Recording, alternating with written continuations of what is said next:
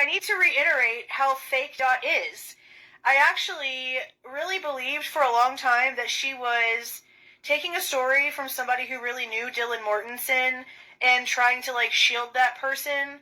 But then after going back in and listening to Melissa Jade and her actually having Dot on the panel and Dot admitting all these things out of her own mouth, it was all orchestrated by Brat Norton and her being in a 4chan group. Now, if you didn't catch the beginning, Jules is talking about Dot.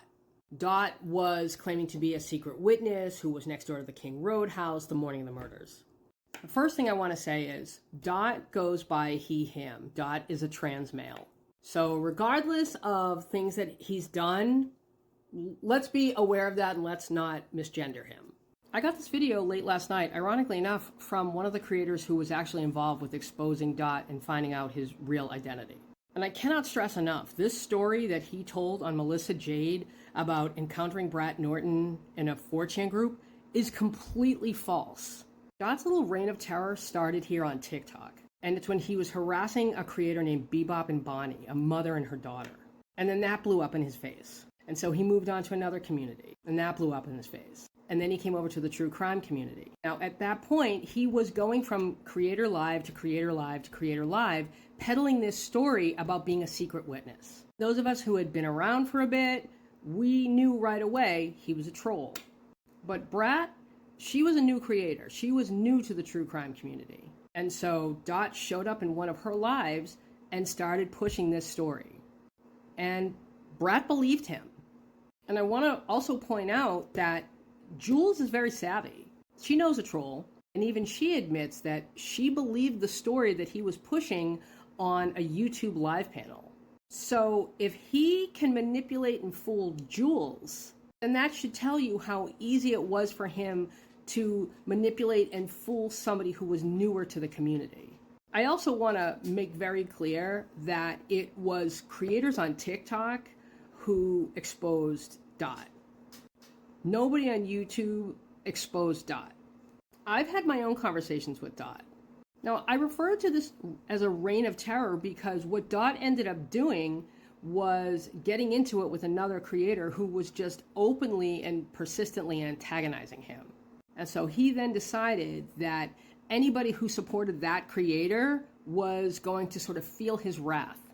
And the end result was that he stuck around this community for several months harassing creators. So when I hear someone say, I'm going to do a deep dive into Dot, like every part of my body clenches because someone over on YouTube does not understand what happened here on TikTok. I also want to say that I think it sucks that Brat Norton is being held responsible for the actions of men. But it's just easier to blame the woman.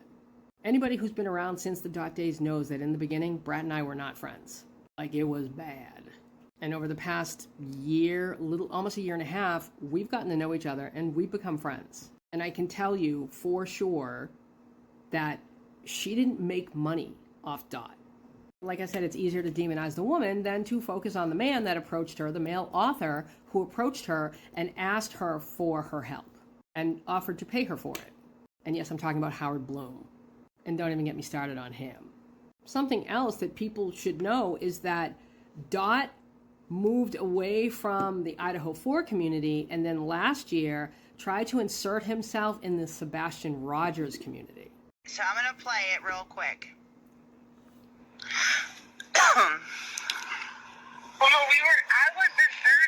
There's a app called Teleguard, and it's an app, it's like similar to Snapchat, like when you go on it and you talk, after a certain amount of time, it just deletes. So live to try to, like, you know, she would give me these ideas and throw them out there, like, you know, and she's like, I don't know why you don't want to get paid. She said that probably 100 times. This is what Dot does. He just moves from community to community to community. And the thing is, he's not even looking for money. He's just looking to create chaos. So if we're gonna open this can of worms again, I'm asking people to make sure they have the facts and they have the real story. Especially if you're going to sit there in that video and talk about how it's important to only repeat facts. because nothing that was said about Brat or about how this whole thing played out was accurate in that video. Brat had nothing to do with orchestrating any of this. She did not come up with this story.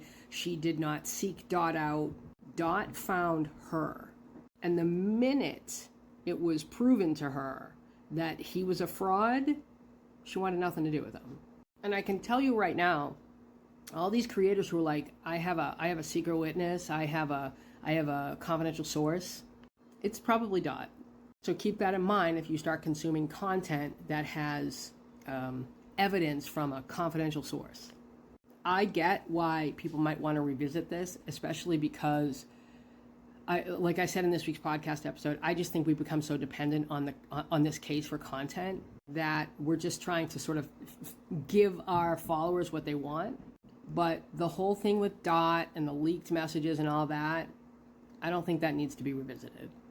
And if it is going to be revisited, I would strongly encourage and ask other creators to be more fair when it comes to demanding accountability. That's all I got. Tell me what you think in the comments.